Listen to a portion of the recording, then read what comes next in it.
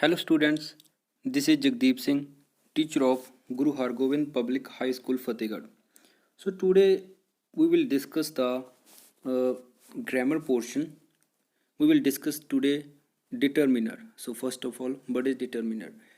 This is the literally same chapter for the ninth class, 10th PSCB and ninth PSCB and 9th CBSE and 10th CBSE. So there is no problem. This is the common chapter. So what is the determiner first of all? What is the determiner? Determiner की है anything, a word which determine or which qualify or which describe the noun, that is called a determiner. Mean जो कुछ भी qualify करे किस ਨੂੰ noun ਨੂੰ, ਇਹ ਹਮੇਸ਼ਾ ਕਿਸ ਦੇ ਅੱਗੇ ਆਉਂਦਾ, ਹਮੇਸ਼ਾ noun ਦੇ ਅੱਗੇ ਹੀ ਆਉਂਦਾ. ਸੋ ਆਪਾਂ ਡੈਫੀਨੇਸ਼ਨ ਪੜਾਂਗੇ.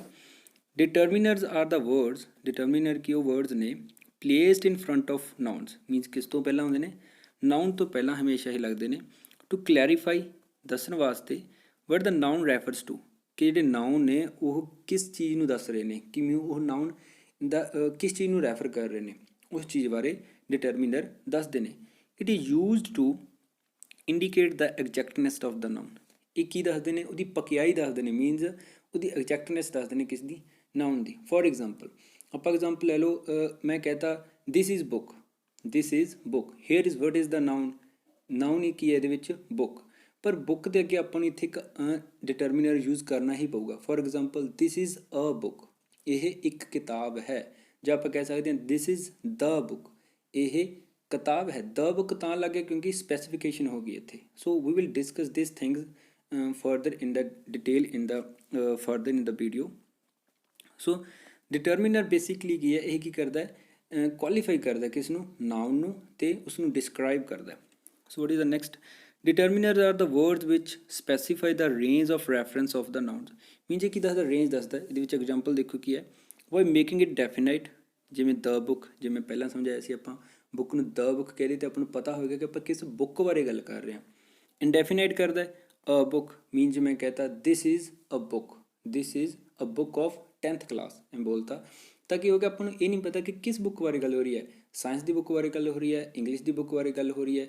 अगर मैं इतने यूज किया this is the book, this is the book of science, इतने बोलता ताकि हो जाएगा अपन पता लगे किस बुक बारे गल हो रही है. सो और वाई इंडिकेटिव क्वांटिटी, जो क्वांटिटी दसदा मीनस मैनी बुक, जिमें 1 book 2 book 3 book many books a few books, some books, ਇਸ ਤਰ੍ਹਾਂ. ਸੋ ਦਿਸ ਇਜ਼ ਦਾ ਡਿਟਰਮੀਨਰ ਦਾ ਬੇਸਿਕਲੀ ਮਤਲਬ ਇਹ ਹੁੰਦਾ ਹੈ ਕਿ ਜੋ ਵੀ ਆਪਾਂ ਨੂੰ ਕੁਆਲੀਫਿਕੇਸ਼ਨ ਦੱਸਦਾ ਕਿਸ ਦੀ, noun the.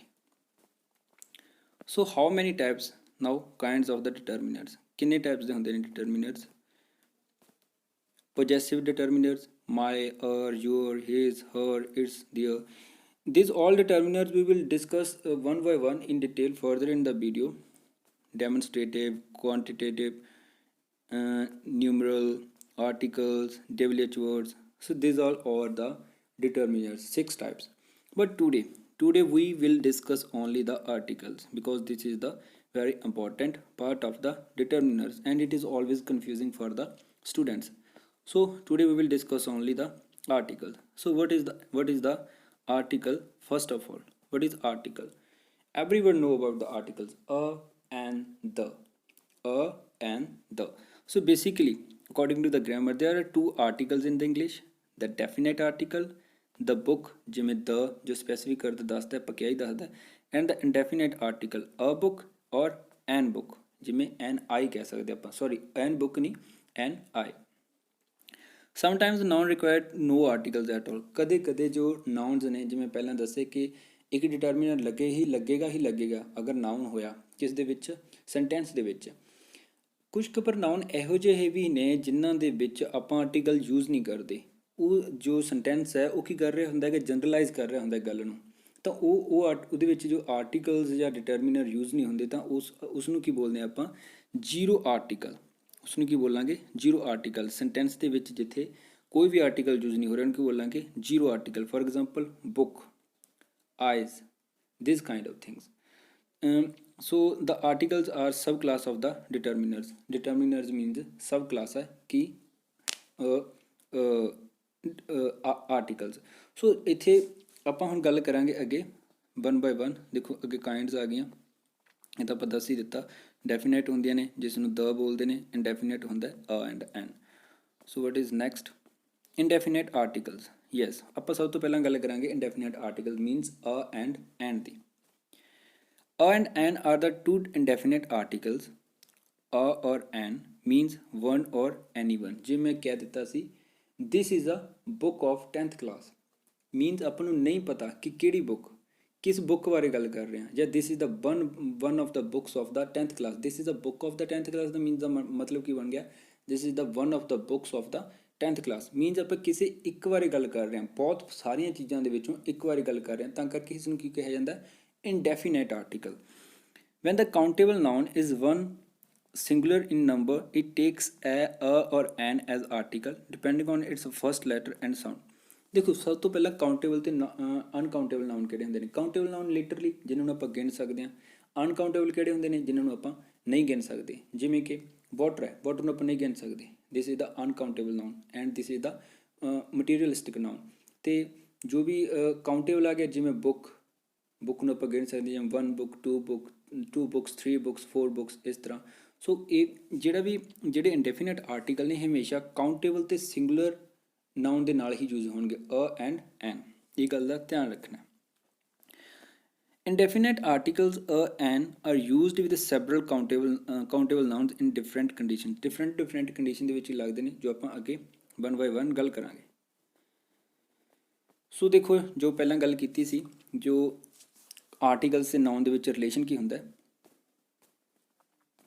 Mostly articles used only with countable nouns. ਹਮੇਸ਼ਾ ਹੀ ਜਿਹੜੇ ਆਰਟੀਕਲਸ ਨੇ ਇਹ ਕਿਸ ਦੇ ਨਾਲ ਯੂਜ਼ ਹੁੰਦੇ ਨੇ? ਕਾਊਂਟੇਬਲ ਨਾउन ਦੇ ਨਾਲ। ਪਰ ਦਾ ਜਿਹੜਾ ਦ ਆਰਟੀਕਲ ਹੈ ਉਹ ਹਮੇਸ਼ਾ ਅਨਕਾਊਂਟੇਬਲ ਦੇ ਨਾਲ ਵੀ ਯੂਜ਼ ਹੁੰਦਾ, ਜੋ ਆਪਾਂ ਅੱਗੇ ਗੱਲ ਕਰਾਂਗੇ। Which can be counted in numbers. Rest nouns take other determiners. ਜਿਹੜੇ ਹੋਰ ਡਿਟਰਮੀਨਰਸ ਨੇ, ਮੀਨਸ ਜਿਹੜੇ ਆਰਟੀਕਲਸ ਨੇ ਹਮੇਸ਼ਾ ਕਾਊਂਟੇਬਲ ਨਾਲ ਹੀ ਯੂਜ਼ ਹੁੰਦੇ ਨੇ। ਜਿਹੜੇ ਮੀਨਸ ਅਨਕਾਊਂਟੇਬਲ ਨਾउन ਨੇ ਉਹਨਾਂ ਦੇ ਨਾਲ ਦੂਸਰੇ ਡਿਟਰਮੀਨਰ ਯੂਜ਼ ਹੋ ਜਾਂਦੇ ਨੇ। ਪਰ ਦ ਜਿਹੜਾ ਆਰਟੀਕਲ ਹੈ ਇਹ ਅਨਕਾਊਂਟੇਬਲ ਨਾਲ ਵੀ ਯੂਜ਼ ਹੁੰਦਾ, ਪਰ ਉੱਥੇ ਉਸਦੀ ਸਪੈਸੀਫਿਕੇਸ਼ਨ ਹੋਣੀ ਜ਼ਰੂਰੀ ਹੈ। ਸੋ ਆਪਾਂ ਉਹ ਅੱਗੇ ਗੱਲ ਕਰਾਂਗੇ। ਇਹਦੇ ਵਿੱਚ ਕੀ ਦਿੱਤਾ ਹੋਇਆ? ਜਿਹੜੇ ਕਾਊਂਟੇਬਲ ਤੇ ਅਨਕਾਊਂਟੇਬਲ ਦੇ ਨਾਲ ਜੋ ਇੰਡੈਫੀਨਿਟ ਆਰਟੀਕਲ ਯੂਜ਼ ਹੁੰਦੇ ਨੇ ਉਸ ਦੇ ਵਿੱਚ ਡਿਫਰੈਂਸ ਦੱਸਿਆ ਹੋਇਆ। ਜਿਵੇਂ ਬੋਲਾਂਗੇ ਆਪਾਂ ਅ ਬੁੱਕ, ਇੱਕ ਕਿਤਾਬ, ਬਟ ਅ ਵਾਟਰ ਨਹੀਂ ਬੋਲ ਸਕਦੇ, ਕਿਉਂਕਿ ਵਾਟਰ ਕੀ ਹੈ? ਇੱਕ ਅਨਕਾਊਂਟੇਬਲ ਨਾउन ਹੈ। ਬੁੱਕ ਕੀ ਹੈ? ਇੱਕ ਕਾਊਂਟੇਬਲ ਨਾउन ਹੈ। ਅ ਬੋਏ, ਬੱਚਿਆਂ ਨੂੰ ਆਪਾਂ ਗਿਣ ਸਕਦੇ ਹਾਂ, ਜਿਵੇਂ 1 2 3 ਇਸ ਤਰ੍ਹਾਂ ਬੱਚੇ, ਤਾਂ ਕਰਕੇ ਇੱਥੇ ਕੀ ਆ ਗਿਆ? ਅ ਬੋਏ, ਇੱਕ ਬੱਚਾ। ਪਰ ਆਪਾਂ ਐਵੇਂ ਨਹੀਂ ਕਹਿ ਸਕਦੇ ਅ ਸ਼ੂਗਰ, ਕਿਉਂਕਿ ਸ਼ੂਗਰ ਆਪਾਂ ਕਿਵੇਂ ਕਹਿ ਸਕਦੇ ਹਾਂ? ਇੱਕ ਖੰਡ ਹੈ। ਆਪਾਂ ਇੱਥੇ ਇਹ ਕਹਿ ਸਕਦੇ ਹਾਂ ਅ ਬੈਗ ਆਫ ਸ਼ੂਗਰ, ਇਹ ਸਹੀ ਬਣਦਾ। ਸੋ ਅਨਕਾਊਂਟੇਬਲ ਦੇ ਨਾउन ਦੇ ਨਾਲ ਕਦੇ ਵੀ ਇੰਡੈਫੀਨਿਟ ਆਰਟੀਕਲ ਯੂਜ਼ ਨਹੀਂ ਹੁੰਦਾ। ਸੋ ਵਟ ਇਜ਼ ਨੈਕਸਟ? ਹੁਣ ਅੱਗੇ ਰੂਲਸ ਆ ਗਏ। ਆਪਾਂ ਜਿਹੜੇ ਇੰਡੈਫੀਨਿਟ ਆਰਟੀਕਲਸ ਨੇ ਇਹਨਾਂ ਨੂੰ ਯੂਜ਼ ਕਰਨ ਦੇ ਰੂਲਸ ਕੀ ਨੇ? ਵਟ is the fast rule? A is used before a word or a countable noun beginning with the consonant sound। ਕੋਈ ਵੀ ਇਹੋ ਜਿਹਾ ਵਰਡ ਆ ਗਿਆ ਜਿਹਦਾ ਜਿਹੜਾ ਫਸਟ ਲੈਟਰ ਹੈ ਉਸ ਦੇ ਵਿੱਚ ਸਾਊਂਡ ਕਿਸ ਦੀ ਆ ਰਹੀ ਹੈ? ਕੌਨਸੋਨੈਂਟ ਦੀ। ਉਹਦੇ ਵਿੱਚ ਹਮੇਸ਼ਾ ਕੀ ਯੂਜ਼ ਹੋਏਗਾ? ਅ ਇੱਕ ਆਰਟੀਕਲ ਹੈ ਇੰਡੈਫੀਨਿਟ, ਉਹ ਹੀ ਯੂਜ਼ ਹੋਏਗਾ। ਪਰ ਜਿਹੜਾ ਨਾउन ਹੈ ਉਹ ਜ਼ਰੂਰੀ ਹੈ ਕਿ ਉਹ ਕਾਊਂਟੇਬਲ ਤੇ ਸਿੰਗੂਲਰ ਹੋਣਾ ਜ਼ਰੂਰੀ ਹੈ। ਜਿਵੇਂ ਕਿ a boy, a man, a girl, a table, a young man. ਦੇਖੋ ਜੋ ਵੀ, ਜਿਵੇਂ ਅ ਬॉय ਹੈ, ਬॉय ਦੇ ਵਿੱਚ ਬੀ ਕੀ ਹੈ? ਕੌਨਸੋਨੈਂਟ। ਆਵਾਜ਼ ਕਾਹਦੀ ਆ ਰਹੀ ਹੈ? ਬॉय ਮੀਨਸ ਇੱਥੇ ਜਿਹੜੀ ਵੀ ਹੈ ਵੋਕਲ ਸਾਊਂਡ ਨਹੀਂ ਆ ਰਹੀ। ਸੋ ਵੋਕਲ ਸਾਊਂਡ ਨਹੀਂ ਆ ਰਹੀ, ਇਟ ਮੀਨਸ ਇਹ ਕੀ ਹੈ? ਕੌਨਸੋਨੈਂਟ ਹੈ। ਸੋ ਅ ਹਮੇਸ਼ਾ ਉੱਥੇ ਹੀ ਯੂਜ਼ ਹੋਏਗਾ ਜਿੱਥੇ ਫਸਟ ਲੈਟਰ ਕੀ ਹੋਏਗਾ, ਉਸਦੀ ਆਵਾਜ਼ ਕੀ ਆਏਗੀ? ਕੌਨਸੋਨੈਂਟ ਦੀ। An is used with the word beginning with the vowel sound. ਕੋਈ ਵੀ ਵੋਲ ਸਾਊਂਡ ਦੇ ਜੋ ਵੀ ਆਏਗੀ ਫਸਟ ਲੈਟਰ ਦੀ, ਉੱਥੇ ਕੀ ਯੂਜ਼ ਹੋਏਗਾ? ਐਨ। ਜਿਵੇਂ ਕਿ an apple, a E I O you, ਇਹ ਤਾਂ ਸਭ ਨੂੰ ਪਤਾ ਹੈ। A E I O U, this are the 5 vowels. ਪਰ ਇਹਨਾਂ ਦੀ ਆਵਾਜ਼ ਆਉਣੀ ਜ਼ਰੂਰੀ ਹੈ ਹਰੇਕ ਵਰਡ ਦੇ ਫਸਟ ਲੈਟਰ ਦੇ ਵਿੱਚੋਂ, ਤਾਂ ਹੀ ਆਪਾਂ ਐਨ ਯੂਜ਼ ਕਰਾਂਗੇ। ਅਦਰਵਾਈਜ਼ ਆਪਾਂ ਉੱਥੇ ਐਨ ਯੂਜ਼ ਨਹੀਂ ਕਰਾਂਗੇ। ਉੱਥੇ ਆਪਾਂ ਉਹਦੀ ਜਗ੍ਹਾ 'ਤੇ ਕੀ ਯੂਜ਼ ਕਰਾਂਗੇ? ਅ।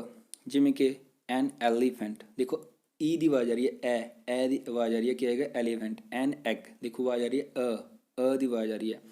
ਐਨ ਇੰਕ ਪੋਟ, ਆਈ ਦੀ ਆਵਾਜ਼ ਆ ਰਹੀ ਹੈ। ਐਨ ਈਡੀਅਟ, ਫਿਰ ਆਈ ਦੀ ਆਵਾਜ਼ ਆ ਰਹੀ ਹੈ। ਐਨ ਔਰੇਂਜ, ਓ ਦੀ ਆਵਾਜ਼ ਆ ਰਹੀ ਹੈ। ਐਨ ਔਰਫਨ, ਫਿਰ ਓ ਦੀ ਆਵਾਜ਼ ਆ ਰਹੀ ਹੈ। ਐਨ ਅੰਬਰੇਲਾ, ਫਿਰ ਦੀ ਆਵਾਜ਼ ਆ ਰਹੀ ਹੈ। So these are the sounds of the ball birds, and we always use an with this type of words. So what is next? Rule number third. What is the rule number third? N is used before a word beginning with a consonant letter but a vowel sound. देखो ਉਹੀ ਗੱਲ ਹੋ ਗਈ, word consonant ਹੋਏਗਾ ਪਰ ਉਹਦੇ ਵਿੱਚ ਆਵਾਜ਼ ਉਹਨੂੰ ਆਪਾਂ ਬੋਲਣਾ ਕਿਵੇਂ, ਜਿਹੜਾ ਦਾ word ਹੋਏਗਾ ਉਹ ਕੀ ਆਊਗੀ, ਇਹਦੇ ਵਿੱਚ ਆਵਾਜ਼ ਕਾਹਦੀ ਆਏਗੀ, ਬੋਲ ਦੀ। ਫੋਰ ਐਗਜ਼ਾਮਪਲ ਐਨ ਓਨੈਸਟ ਮੈਨ, ਇਹਦੇ ਵਿੱਚ ਐਚ ਕੀ ਹੈ, ਇਹਦੇ ਵਿੱਚ ਐਚ ਕੀ ਹੈ, ਸਾਇਲੈਂਟ ਹੈ, ਦੈਟਸ ਵਾਈ ਆਪਾਂ ਇਹਨੂੰ ਕਿਵੇਂ ਬੋਲਦੇ ਹਾਂ, ਓਨੈਸਟ, ਤਾਂ ਕਰਕੇ ਇਹਦੇ ਅੱਗੇ ਕੀ ਲੱਗੇਗਾ, ਐਨ। ਨੈਕਸਟ ਐਨ ਆਰ ਐਚ ਫਿਰ ਸਾਇਲੈਂਟ ਹੈ, ਐਨ ਓਨਰੇਬਲ ਗੈਸਟ, ਐਨ ਏਅਰ, ਐਨ ਏਅਰ, ਏਅਰ ਦਾ ਮਤਲਬ ਹੁੰਦਾ ਕੋਈ ਵੀ ਜਿਵੇਂ ਆਪਾਂ ਵਾਰਿਸ ਹੋਵੇ, ਦੇਖੋ ਇਹਦੇ ਇਸ ਸਾਰਿਆਂ ਦੇ ਵਿੱਚ ਐਚ ਸਾਇਲੈਂਟ ਹੈ ਤਾਂ ਕਰਕੇ ਆਪਾਂ ਕੀ ਯੂਜ਼ ਕੀਤਾ, an. Rule number fourth, what is the rule number fourth? A is used before a word beginning with the vowel letter but a consonant sound. देखो कोई भी word है ਉਹਦਾ फर्स्ट letter ਕੀ ਹੋਏਗਾ, vowel ਹੋਏਗਾ, ਪਰ ਉਹਦੇ ਵਿੱਚ ਆਵਾਜ਼ ਕਿਸ ਦੀ ਆਏਗੀ, consonant ਦੀ, ਤਾਂ ਆਪਾਂ ਉੱਥੇ ਕੀ ਯੂਜ਼ ਕਰਾਂਗੇ, a। For example a university, ਦੇਖੋ u ਆ ਗਿਆ ਕਿ vowel ਹੈ ਪਰ ਇਹਦੇ ਵਿੱਚ ਆਵਾਜ਼ ਕਿਸ ਦੀ ਆ ਰਹੀ ਹੈ, u, university। a European, e ਹੈ vowel ਹੈ ਪਰ ਇਹਦੇ ਵਿੱਚ ਆਵਾਜ਼ ਕਿਸ ਦੀ ਆ ਰਹੀ ਹੈ, यूरोपियन, यू ਦੀ ਆਵਾਜ਼ ਆ ਰਹੀ ਹੈ। ਅ ਯੂਨੀਅਨ ਦੇ, ਸੋ ਆਪਾਂ ਇਹ ਸਾਰਿਆਂ ਵਾਸਤੇ ਕੀ ਯੂਜ਼ ਕਰਾਂਗੇ, ਅ। ਬੇਸਿਕ ਡਿਫਰੈਂਸ ਇਹੀ ਹੈ ਕਿ ਕੋਈ ਵੀ ਵਰਡ ਆ ਗਿਆ ਉਹਦਾ ਅਗਰ ਫਸਟ ਅੱਖਰ ਵੌਲ ਹੈ ਪਰ ਉਹਦੇ ਵਿੱਚ ਆਵਾਜ਼ ਕੌਨਸੋਨੈਂਟ ਦੀ ਆ ਰਹੀ ਹੈ ਤਾਂ ਆਪਾਂ ਅ ਯੂਜ਼ ਕਰਾਂਗੇ। ਸੋ ਬੇਸਿਕਲੀ ਆਵਾਜ਼ ਦੇ ਉੱਪਰ ਹੀ, ਸਾਊਂਡ ਦੇ ਉੱਪਰ ਹੀ ਡਿਪੈਂਡ ਕਰਦਾ ਹੈ ਕਿ ਆਪਣੇ ਅ ਯੂਜ਼ ਕਰਨਾ ਹੈ ਜਾਂ ਐਨ ਯੂਜ਼ ਕਰਨਾ ਹੈ। So what is the rule number 5? ਦੇਖੋ ਇਹ ਵੀ ਬਹੁਤ ਵਧੀਆ ਰੂਲ ਹੈ, ਯਾਦ ਕਰਨ ਯੋਗ ਹੈ। ਰੂਲ ਨੰਬਰ 5 ਕੀ ਹੈ, abbreviations which begin with consonant letter but their pronunciation begins with vowel take an article which includes। ਦੇਖੋ ਆਪਾਂ ਇੱਥੇ ਕੀ ਕਰਾਂਗੇ, ਜਿਵੇਂ HOD ਹੈ, ਆਪਣੇ ਕਾਲਜ ਦੇ ਵਿੱਚ HOD ਹੁੰਦੇ ਨੇ, ਦੇਖੋ ਇੱਥੇ ਕੀ ਆ ਰਿਹਾ, HOD, ਐ ਦੀ ਆਵਾਜ਼ ਆ ਰਹੀ ਹੈ ਤਾਂ ਕਰਕੇ ਆਪਾਂ ਐਂਡ ਯੂਜ਼ ਕਰਾਂਗੇ, ਕਿਉਂਕਿ ਆਪਾਂ ਨੇ ਕੀ ਯੂਜ਼ ਕੀਤਾ, AEIOU, ਏ ਦੀ ਆਵਾਜ਼ ਆ ਰਹੀ ਤਾਂ ਕਰਕੇ ਐਚ ਦੇ ਵੀ ਜਦੋਂ ਆਪਾਂ ਬੋਲਦੇ ਹਾਂ ਤਾਂ ਐਂਡ ਯੂਜ਼ ਹੋਏਗਾ। MA ਮੀਨਸ ਐਮ, ਐ ਦੀ ਆਵਾਜ਼ ਆ ਰਹੀ ਹੈ ਤਾਂ ਕਰਕੇ ਫਿਰ ਉਹੀ ਐਸ, ਇਹਦੇ ਵਿੱਚ ਐ ਦੀ ਆਵਾਜ਼ ਆ ਰਹੀ ਹੈ, ਐਮ ਫਿਰ ਉਹੀ ਆ ਗਿਆ। ਸੋ ਜਿਹੜੀਆਂ ਐਬਰੀਵੇਸ਼ਨ ਜਿਵੇਂ ਹੀ ਆਪਾਂ ਇਹਨਾਂ ਨੂੰ ਬੋਲਾਂਗੇ ਉਵੇਂ ਹੀ ਇਹਦੇ ਵਿੱਚ ਅ ਐਂਡ ਐਨ ਦਾ ਯੂਜ਼ ਹੋਏਗਾ।